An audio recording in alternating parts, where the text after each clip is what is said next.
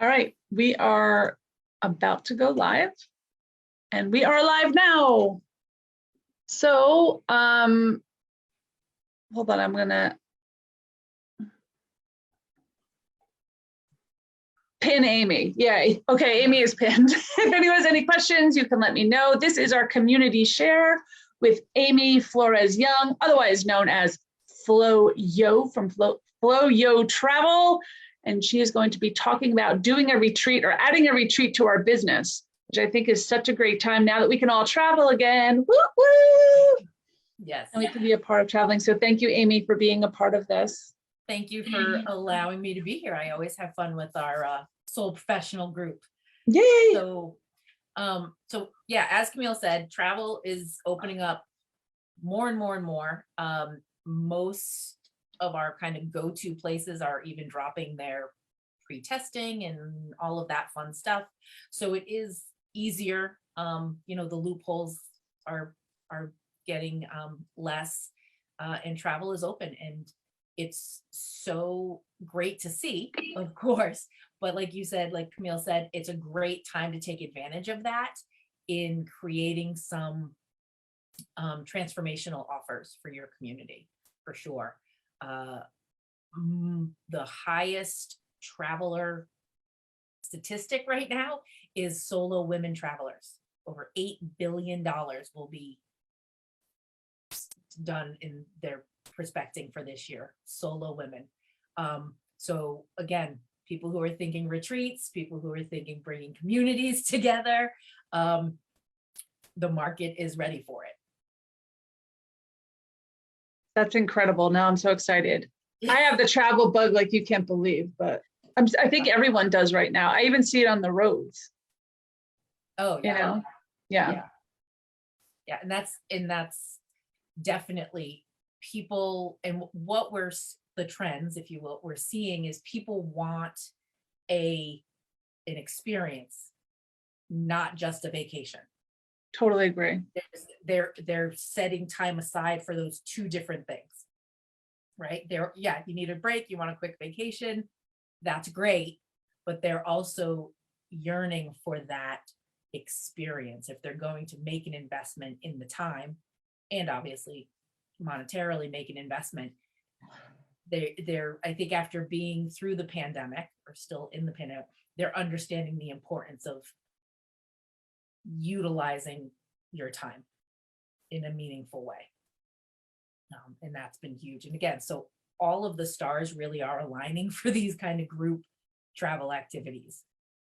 So what I like to focus on is how to take, not in a bad way, take advantage of that, but in a good way, how to take advantage of the growing want for group travel, the growing expectation of a curated experience and not just a vacation package, and how to really own our own magic in what we're offering and what you're bringing into people, whether you're a healer, a wellness provider, a coach, you know, whatever your content is, doesn't really matter. That's what's it, like, no matter what the content is, you can make a really amazing curated experience. And once people go through a shared travel experience, Meryl and I were just talking about an upcoming retreat that she's going to, and I could already hear how excited she was to just kind of be around people and oh, we're going to do this, and they're going to have some of this, and it's going to be great. The content, how do I say this in a way that isn't going to confuse people? The content is almost secondary within the experience itself. And what I mean by that is, if you're a human design person, that's your content, and you're going to bring that magic, and you have that nailed down. We already know that, right?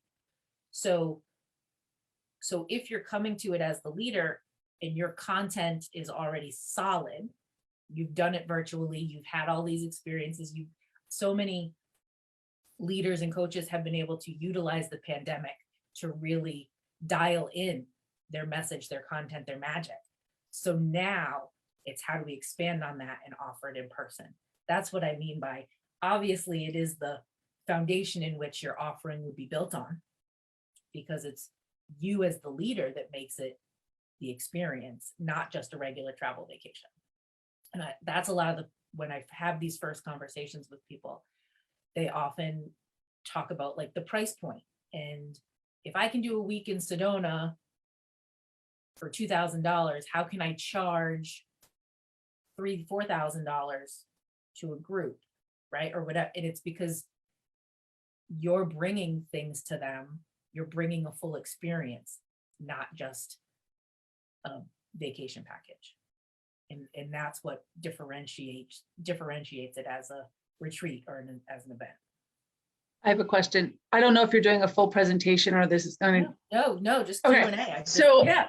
So for someone like me, who really does not want to, I love community. You might get that gist from me. I love bringing people together. I love hanging out. I love talking in that deeper way, but I don't like presenting in front of a group or when we go somewhere to like miss being outside, you know? So for me, like bringing a group to Sedona would be like awesome, or Greece, like I don't care where we go. Right. But it'd be about doing those experiences together because it's on that hike and it's in that balloon trip and it's on that, you know, doing whatever that we're having those deeper discussions with each other. Right. So for someone like me who doesn't really want to have that, you know, 8-hour day talking, but I probably could provide something clearly. Right. How would that look? Like, is that the kind of experience that you're thinking of? Like, I love that everything, and I don't really want to put it all together. Right. Like, I need someone like you who thinks it all through and then comes with us. I just did that. I just got back from one of those trips. Yep. But that's exactly what I mean by a curated experience. It's not a sit. Even if it's a lovely, not a conference room, even if it's a lovely environment with sofas and a spa or whatever, but yes, not just sitting and listening and talking. When I say a curated experience, Camille, it's exactly what you're talking about. And that's what I mean by the content in a way is secondary, because we are going to make sure that there are enough experiences, whether they are high energy adventure or low energy meditation, or you know, whatever in between, it's fitting those experiences into the agenda that brings the work to life, right? And makes it meaningful, makes it stick, right? Like versus reading it or having a conversation, when you're actually living it, right? It's a whole other, it's, you know, it stays with you, and it's a way that the memory comes with you. So that's what we work with, is you and your magic, and what are the outcomes and the transformations you want to have. And I hold that intention for you throughout the whole, that's really it, is I'm versus you holding that intention, doing all the plans, doing it all by yourself.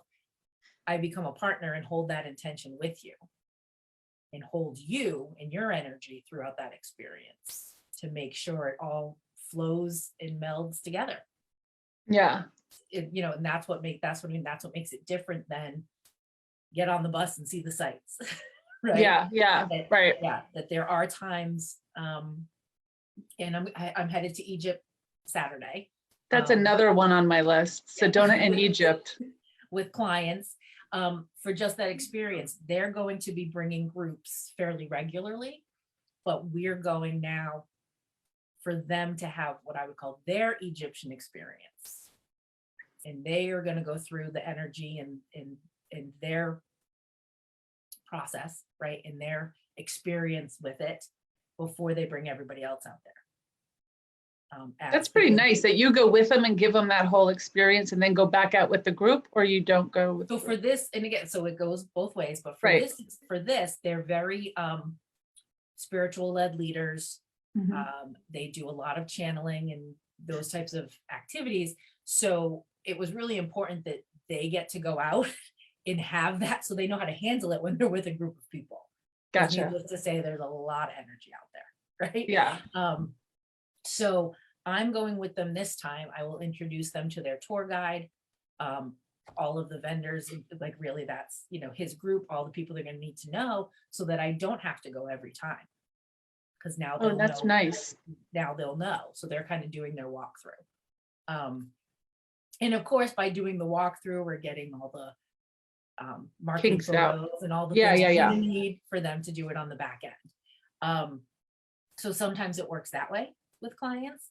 Other times, like I just got back from the Sedona trip that I Mhm. went on with a client. We did the whole planning, we put it all together, and then I went on that basically as her assistant, as her back end, because by the time we priced out, because for those who don't know, there's no Uber in Sedona. There's no, you get the shuttle from Phoenix and that's about it. Like then you got to figure it out. I didn't know that. So that kind of thing. So by the time we priced out the shuttles, the day trip transportation, the catering and all of that, it was actually much less expensive for me to travel with her. And then she had me to do all that back end stuff. So it saved her money, and I was able to, like, again, hold the energy, help with the group, handle any hiccups that happened, you know, run to the store because they ran out of whatever, you know. So sometimes it works that way as well. But whether I travel or not with the actual group, we make sure that there's kind of an on-site connection. Gotcha. So for someone to Mhm. be there, to be that person as needed, so they know where those resources are, whether it's DoorDash or whatever it is. But we, you know, all of those are in that planning piece. So it is what everyone's saying. So it is a sacred container of that experience. So people felt fully taken care of. And that was the biggest feedback we got from this last retreat, was how, because it was a group of women, and all moms for the most part. Most of them had children of different ages, younger all the way to empty nesters, but how hard it was for them to sit and be taken care of. And that was part of this experience. Is I had a chef hat and it said, "Don't F with the chef." Like, they were not allowed in the kitchen. They weren't allowed to help. They weren't, like, they had to leave their dishes on the table. And That's great. so that was part of the experience that then Paula could use in the reflection and in the discussion part of, why is this so hard for you? You know what I mean? So that's what it is. We talk about all of that before we go, of really how we're going to use each experience, sometimes down to the meal, for part of that, to do the work. So it's not in a lecture format. It's not sitting at a dry erase board type stuff, you know. We did a lot around the campfire. We did a lot in the hot tub. Did a lot of work in the hot tub. You know, there's a lot of different ways to bring your clients together, for sure. What was the size of this particular group? There were 12 of them. Okay. So I wonder sometimes I think about like VIP days, or I do my business intensive, which I love doing, but we usually go to a hotel for a full weekend. And there's got to be a better way of doing that. I have a few clients that do VIP vacations, where it doesn't matter where you travel, as long as it's in the US. Like, we're not talking international. It's a flat rate, and you get a full weekend with her, and she'll go to wherever you want to go. So if you say, "I've never been to Sedona, I want to do my VIP day in Sedona," we figure out a Sedona itinerary and off you go.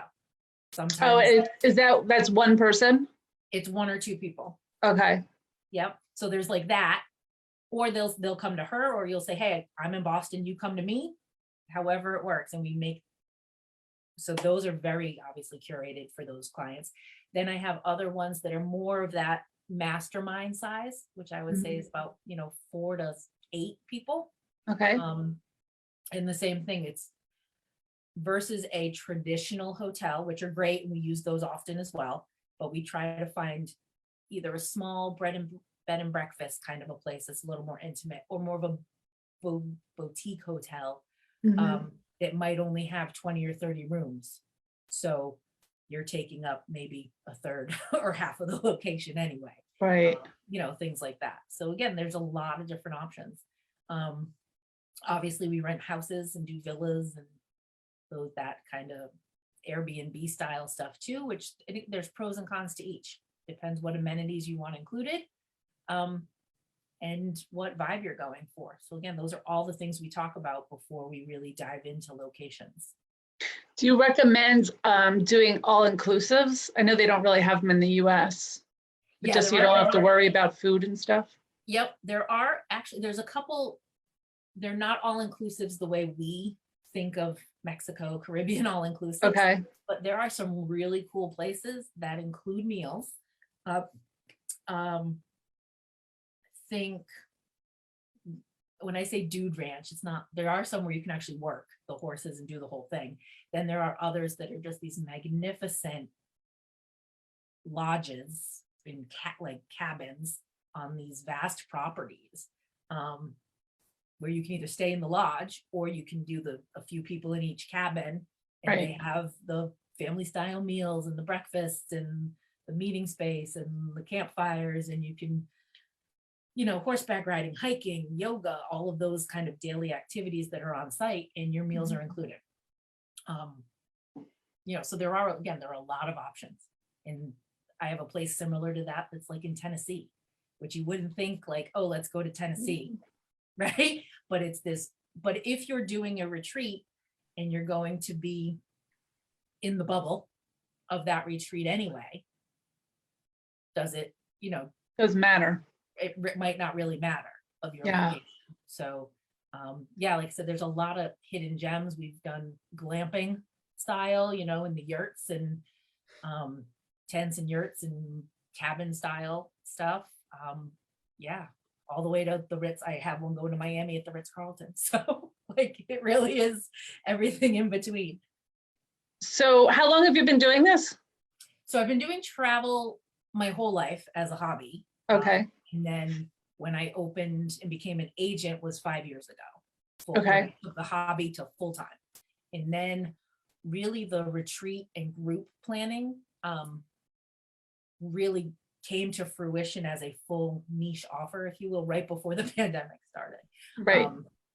Was when that really, because my previous career in nonprofit work was as a national trainer, keynote speaker, doing facilitation and group work, strategic planning. So I had kind of that whole background intention, yes, for a given outcome as a background. And it finally took a while, but got hit upside the head, right? Finally said, this is how you blend all of that zone of genius together, right? This is what you're really good at. You're really good at the big picture overview and holding all the detail. And I guess I never realized how unique that is. Most people think one or the other.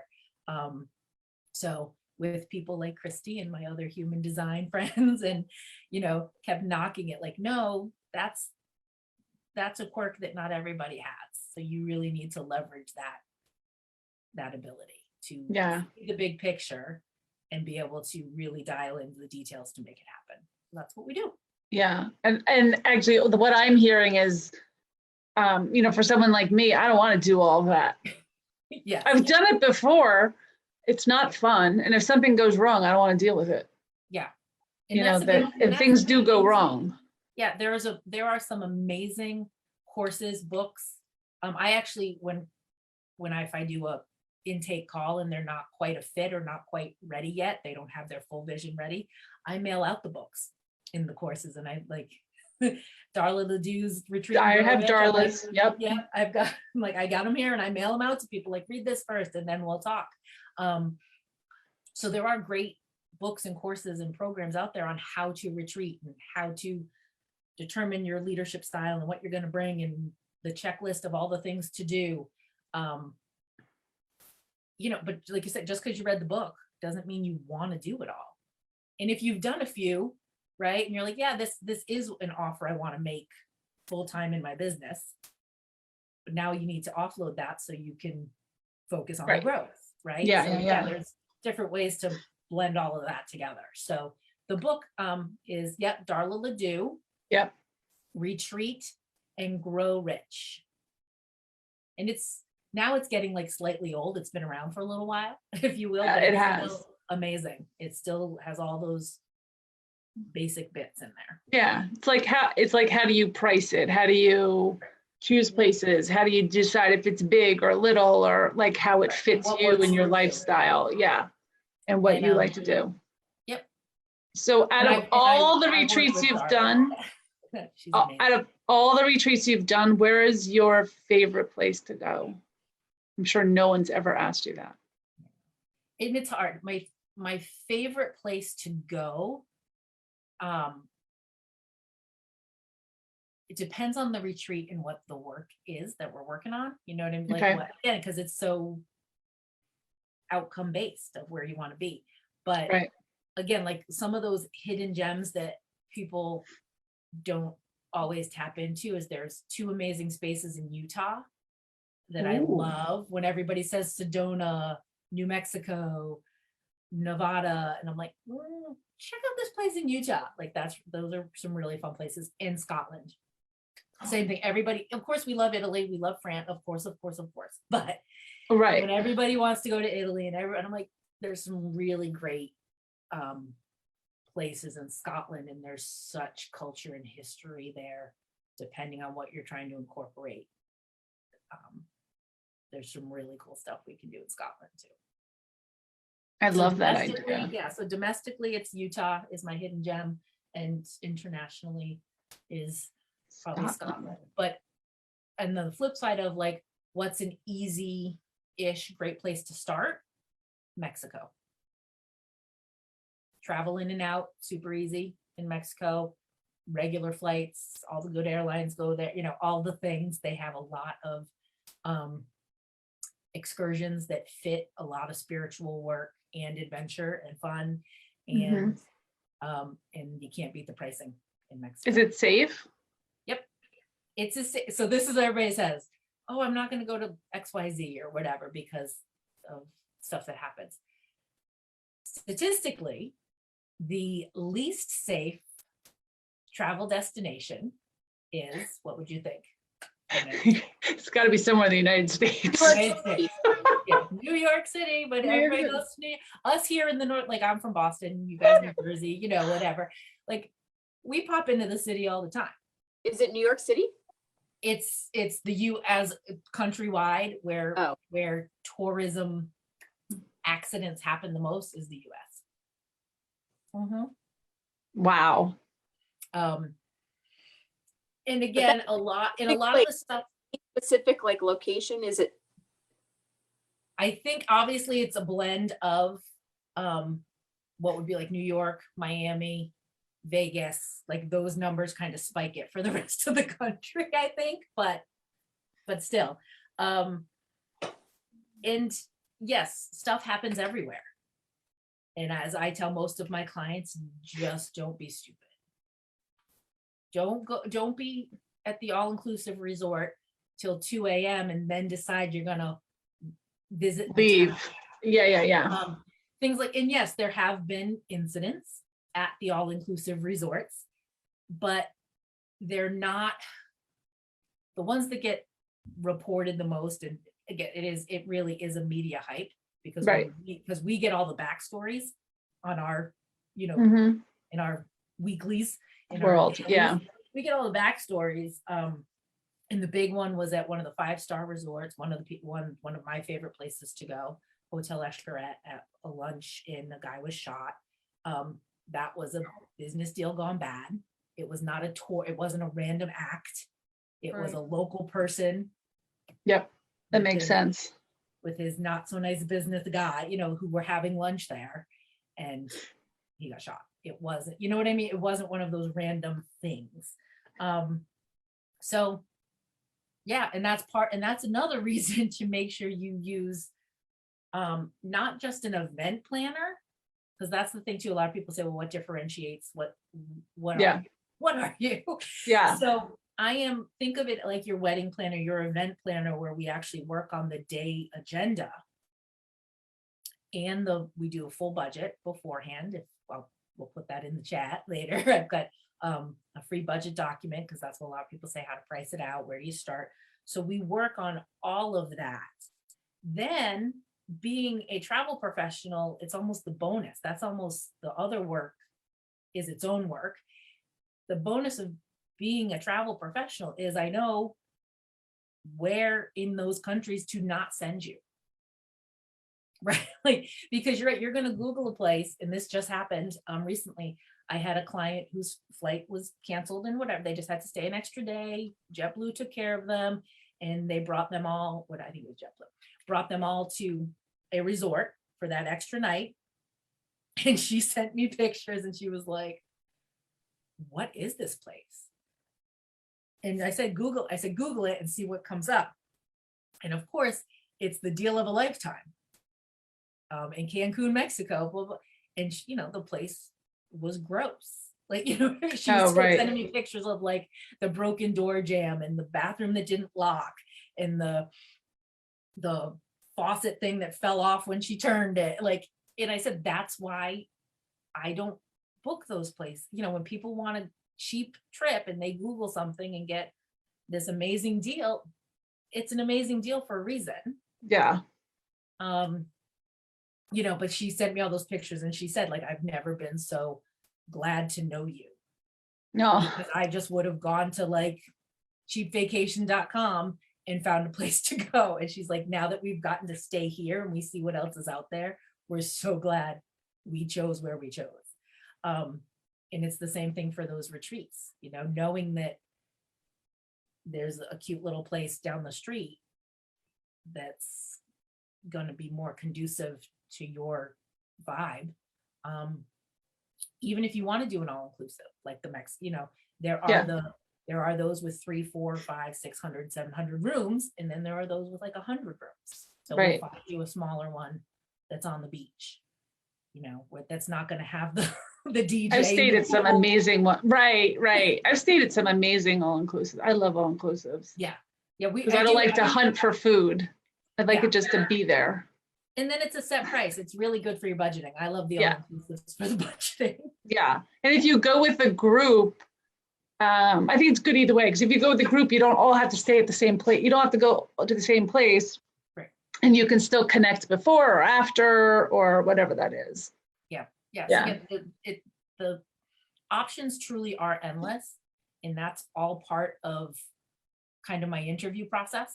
Mm-hmm. And if you've done them before and you said like, yep, this is what I like, this is where we want to go, you know, I just can't handle the logistics anymore. Yeah. Great. Then I do, that's a quicker process. As I start working with people who haven't done a lot, we're able to introduce new locations to them. And gotcha. Yep. Yeah. And then how big do you go?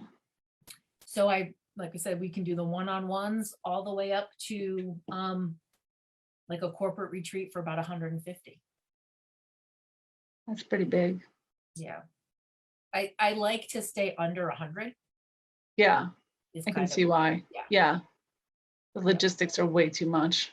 Yep. And if I was to average everything in like the past 12 months, I would say like 15 was our average.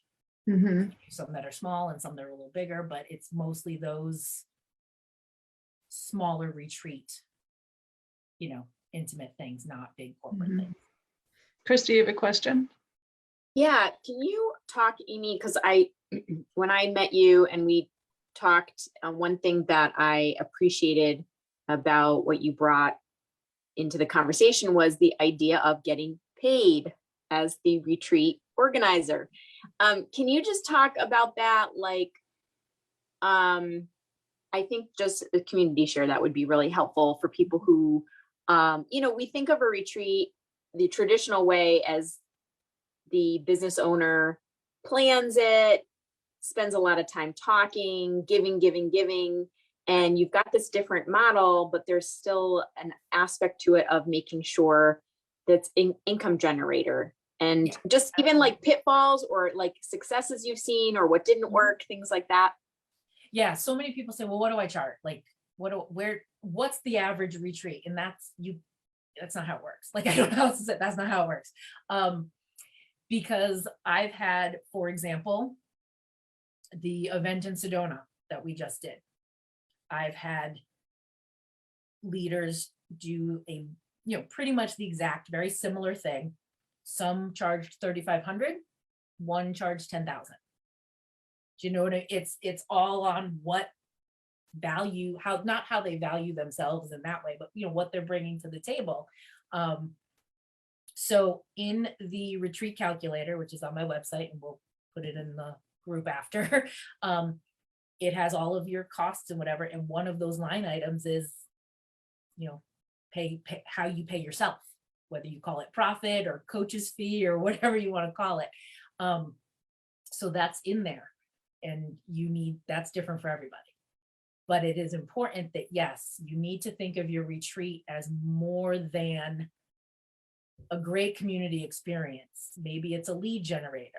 So you're hoping people book with you after, and that's where the income's going to come from. If it's one of your first few, you might not make 6 or 5 figures off of it, right? You're still growing the audience. But once you have a good cycle of offerings going, most of my leaders make 5 figures on their retreats because of what they're bringing to that experience. So that's part of what we talk about, not only in the budget process itself, but like you said, Chris, like, what are we going to put in this agenda and that experience that's not a vacation, all of the energy that you're giving. If you're doing human design readings and they're getting a packet and they're getting a workbook and you would traditionally charge, I don't know, $1,500 for that 6-week program for those 6 hours. Just think of what they're getting in the retreat, having you one-on-one really for that amount of time. So those are the questions. Like, so when I work with someone, I'll talk about their current offerings, what they're currently selling, who's currently signing up, to kind of gauge how the retreat offer would fit into that. And it's really important to think, once you've done the event, what are you then offering your community?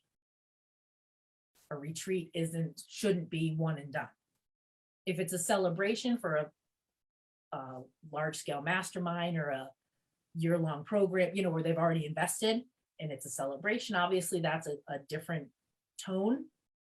But if you're bringing in current clients and potential clients, once they've worked with you and gotten that taste at a retreat, you should have something to say, here's how we continue, before they leave the retreat. And again, that's not salesy, it's business. And we're all, you've got to, I think as healers and wellness people, and we're such givers, and it took me a long time to I don't want to say stop giving, but start valuing. We want to educate, we want to give, we want to, and we just burn ourselves out in doing that.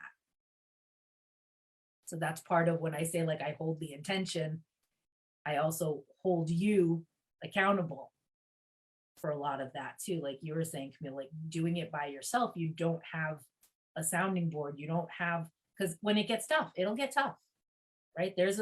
I'll go through the whole thing with my clients. There's this cycle, a mental cycle of planning a retreat, and you're going to want to, right about here, you're going to want to quit and say, screw it. But it's a short time frame. So let's keep going. And I'm here to get you through those humps too. Yeah. For me, it's I like being the vision of it, not doing all the details to get everybody there. Or I can't find my ticket. How do I get here? I think I'm lost. Yeah. It drives me insane. Yeah. Phone was blown up. I just want to show up. Right. I don't want to show up in this tailspin. Right. I'd rather just show up full and whole and not have to worry. And we don't want the guests to show up in a tailspin either. So right. Delayed. You didn't get your COVID test on time, whatever happens, right? It happens. But then, like I said, they text me and we figure it out. Like I'm the ice cube it says, relax. Okay, here we go. This is what we're gonna do next. Here we go. You know, so hopefully they show up not in a tailspin either. I love it. Now I have my mind is spinning. It might be a fun thing to do with our book collaborative too.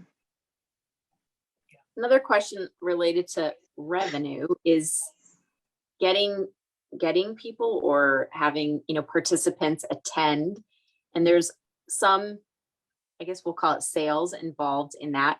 What are some tips you have of like what's worked for people, what hasn't? I think also probably there's a lead time, but anything you can provide us with? My biggest feedback on anything like that is that it's the lead time piece more than anything else. There are leaders out there that can turn something around in 2 months, but that's not the norm, right? Like that's not the norm. I do have clients that have wait lists and whatever, so we'll just throw something in and fill it real quick, because they have an abundant audience, I guess, or it's all supply and demand. But for those who are getting into it, you're going to want, I like to say 8 months, if not 10, 6 is maybe pushing it.